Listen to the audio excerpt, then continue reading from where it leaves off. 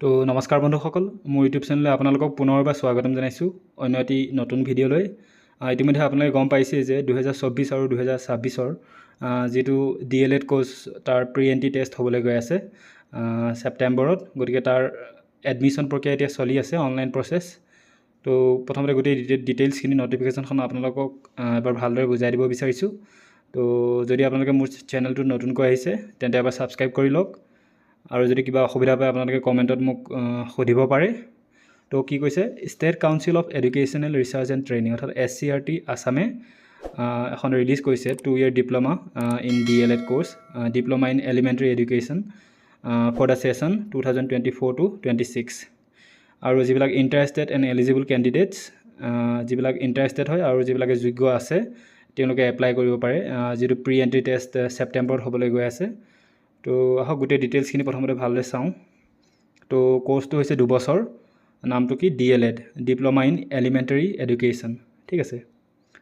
তো টোটেল কেইটা পোষ্ট আছে, কেপাচিটি 4050টা ছিট আছে 2024-2026 যিটো এইটো কোৰ্চ, একাডেমিক ছেশ্যন এইটো। তাৰপিছত নেম অফ কাউন্সিল SCRT, এক্সামটোৰ নাম হৈছে প্ৰি এণ্ট্ৰি টেষ্ট হ'ব এটা প্ৰি এণ্ট্ৰি টেষ্ট হ'ব, তাৰপিছত এডমিশ্যন দিয়া হ'ব।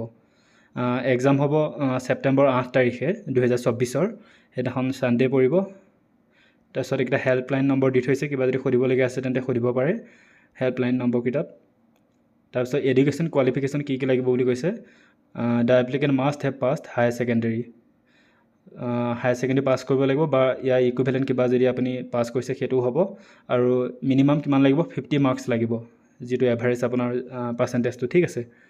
তাৰপিছত যিবিলাক SC ST এনেকুৱা কেটেগৰীত আছে, যিবিলাক যাৰ কাষ্ট SC ST বা STH হয়, সেইবিলাকৰ কাৰণে 5% ৰিলেক্সেশ্যন দিয়া হ'ব। মানে তেওঁলোকে 45% যদি হায়াৰ ছেকেণ্ডেৰীত পাইছে তেতিয়া তেওঁলোকেও এডমিশ্যন ল'ব পাৰিব। আৰু এপ্লিকেণ্টৰ এজ কিমান হ'ব লাগিব, এজ লিমিট 18 বছৰতকৈ কম হ'ব নালাগিব, আৰু 34 বছৰতকৈ বেছি হ'ব নালাগিব 2024 1 জুলাইত। এইটো মানে টাইম লিমিট দি থৈছে। তো সেইটো মানে তাৰিখত জুলাই 1 তাৰিখলৈ 1 জুলাই 2024 তেওঁলোকৰ কিমান হ'ব লাগিব, 18 বছৰতকৈ কম হ'ব নালাগিব, আৰু 34 বছৰতকৈ বেছি হ'ব নালাগিব, ঠিক আছে। আৰু SC ST বিলাকৰ কাৰণে কি কৈছে, 2 বছৰ ৰিলেক্সেশ্যনো দিয়া হ'ব। তাৰপিছত ৰিজাৰ্ভেশ্যনো দি থৈছে, OBC কাৰণে আছে, MOBC কাৰণে আছে, ST SC কাৰণে কিছু ৰিজাৰ্ভেশ্যনো আছে। আৰু এপ্লিকেশ্যন ফিজ কি কৈছে, 600 টকাকৈ দিব লাগিব। আৰু ফিজবিলাক internet banking, credit card, debit card, wallet এইবিলাকৰ জৰিয়তে আপোনালোকে এপ্লিকেশ্যন যিখন অনলাইন কৰিব তেতিয়া ফিজটো দিব পাৰিব এক্সামটোৰ কাৰণে, ঠিক আছে। আৰু exam date, admit card scrt.assam.co.in 1 September 2024 পৰা এডমিট কাৰ্ড দিয়া হ'ব, ঠিক আছে। এইকেইটা ধুনীয়াকৈ লিখি দিছে। তো এপ্লাই কেনেকৈ কৰিব মই ধুনীয়াকৈ তাৰ ভিডিঅ' এটা বনাই দিম, তাৰ আগতে আপুনি এইখিনি কথাখিনি ভালদৰে জানি লওক।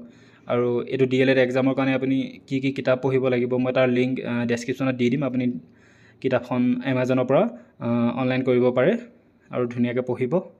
ছেপ্টেম্বৰ আছে এক্সাম, ধুনীয়াকৈ লিখি দিছে। এইটো নটিচটো মই দি দিম, বা আপোনালোকে আছাম কেৰিয়াৰত গৈ নিজে চাব পাৰে। তো starting date of submission of online application 22 July, অৰ্থাৎ কালিৰ পৰা আৰম্ভ হৈ গৈছে, আৰু লাষ্ট ডেট 11 আগষ্টত শেষ হৈ যাব অনলাইন এপ্লিকেশ্যন কৰা। গতিকে ইয়াৰ মাজতে আপোনালোকে জল্দি কৰিব লাগে। তাৰপিছত এডমিট কাৰ্ড কেতিয়া দিয়া হ'ব, 1 ছেপ্টেম্বৰ 2024 পৰা 1 তাৰিখৰ পৰা দিয়া হ'ব ছেপ্টেম্বৰ, ঠিক আছে। আৰু এক্সাম কেতিয়া হ'ব, 8 তাৰিখে, ছেপ্টেম্বৰ 8 তাৰিখে 2024। আৰু ৰিজাল্ট দিয়া হ'ব 23 তাৰিখে, ঠিক 15 দিনৰ পিছতেই ৰিজাল্টো দিয়া হ'ব। তো ইয়াত ধুনীয়াকৈ আছে গোটেইখিনি কথা, আপোনালোকে ভালদৰে পঢ়ি চাব। অফিচিয়েল ন'টিফিকেশ্যনটো আপোনালোকে যদি চাব বিচাৰে তেন্তে ইয়াত ধুনীয়াকৈ চাওক, মই দেখুৱাই দিছোঁ। এইটো অফিচিয়েল ন'টিফিকেশ্যন এটা আহিছে, admission notice, pre entry test for admission into 2 বছৰ এইটো DLED কোৰ্চৰ বাবে এটা প্ৰি এণ্ট্ৰি টেষ্ট হ'ব। গতিকে তাৰ যিসমূহ এতিয়া বুজাই দিলোঁ সেইটো গোটেই ডিটেইলছখিনি ইয়াত ধুনীয়াকৈ দি দিছে। তো আপোনালোকে এইটো পঢ়ি চাব। এডমিট কাৰ্ড 1 তাৰিখৰ পৰা ডাউনলোড কৰিব পাৰিব। এক্সাম হ'ব 8 ছেপ্টেম্বৰত। গতিকে গোটেই কথাখিনি ইয়াত দিয়া হৈছে। অফিচিয়েল ৱেবছাইটো আছে, ধুনীয়াকৈ আপোনালোকে চাই ল'ব পাৰিব। আৰু কিতাপকেইখনৰ বিষয়ে মই ধুনীয়াকৈ দি দিম। তো টোটেল মাৰ্কছ কিমান আহিব, 100, আৰু টাইম 2 ঘণ্টা, আৰু মাল্টিপুল চইচ কুৱেশ্যন হ'ব, ঠিক আছে। কুৱেশ্যনটো দিব আৰু 4টা তলত এনচাৰ দিব, তাৰ পৰা আপুনি এটা চইচ কৰিব লাগিব। 100টা কুৱেশ্যন থাকিব, আৰু প্ৰত্যেকটো কুৱেশ্যনত 1 নম্বৰকৈ থাকিব, আৰু নিগেটিভ মাৰ্কিঙো থাকিব, 0.25 নম্বৰকৈ কটা যাব যদি আপোনাৰ এটা নম্বৰ ভুল হয় এটা কুৱেশ্যন। কুৱেশ্যনৰ নম্বৰটো আপোনাৰ 1 নম্বৰ কাটা যাব আৰু লগতে 0.25 এটা লগতে নিগেটিভ মাৰ্কিং থাকিব আৰু ছাবজেক্টবিলাক কি আহিব চাওক জেনেৰেল ইংলিছৰ পৰা 10 নম্বৰ মাৰ্কছ আহিব আৰু জেনেৰেল নলেজৰ পৰা 15 নম্বৰ মাৰ্কছ আহিব ৰিজনিঙৰ পৰা 10 নম্বৰ মাৰ্ক আহিব এইকেইটাৰ পৰা টোটেল 35 নম্বৰ মাৰ্ক থাকিব আৰু জেনেৰেল ইংলিছৰ টপিকবিলাকো ধুনীয়াকৈ দি দিছে মই ইয়াৰ বিষয়ে আৰু এটা বেলেগ ভিডিঅ' বনাম চিলেবাছটোৰ ওপৰত তো তাৰ আগতে আপুনি এক্সামটো গোটেই ডিটেইলছখিনি ভালদৰে পঢ়ি লওক মেথমেটিক্সৰ কিমান আহিব ছায়েন্সৰ গোটেই এইটো বিষয়ে মই বেলেগ এটা ভিডিঅ' বনাম চিলেবাছটোৰ ওপৰত আপোনালোকে চাই ল'ব পাৰে ঠিক আছে